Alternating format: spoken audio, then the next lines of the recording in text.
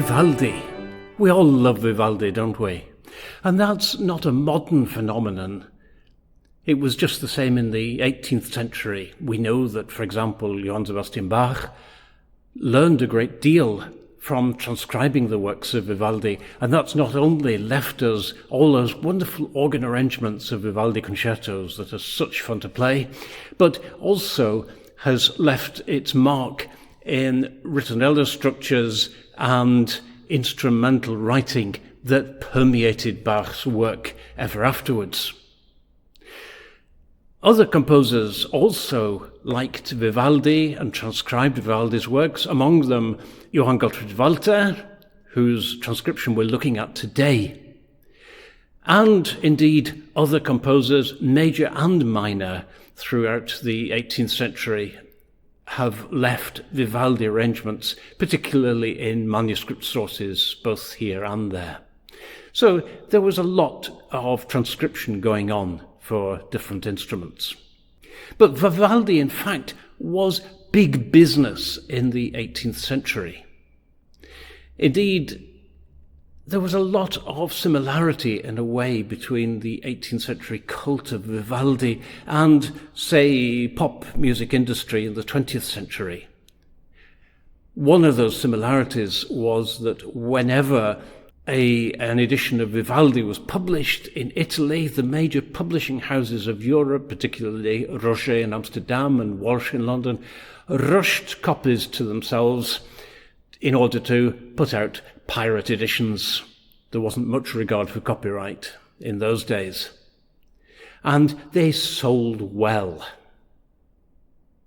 A second similarity is that it was a height of fashion. It was a real fashion statement to have the latest work of Vivaldi. In fact, the English music historian Charles Burney looked back on this period in his 1789 History of Music and said in his inimitably colourful style that the publishers, finding that old music books were like old almanacs, ceased very early in this century to ascertain the time of their birth by dates, which have ever since been as carefully concealed as the age of stale virgins. Yet another similarity between Vivaldi's music in the 18th century and the pop music industry was that there was a very polarized view of it. People either loved it or they hated it and made no secret of their position. So the author Charles Avison, for example, who was a real Corelli fan, wrote in his essay on musical expression about different composers. He compared different composers and put them into categories of quality.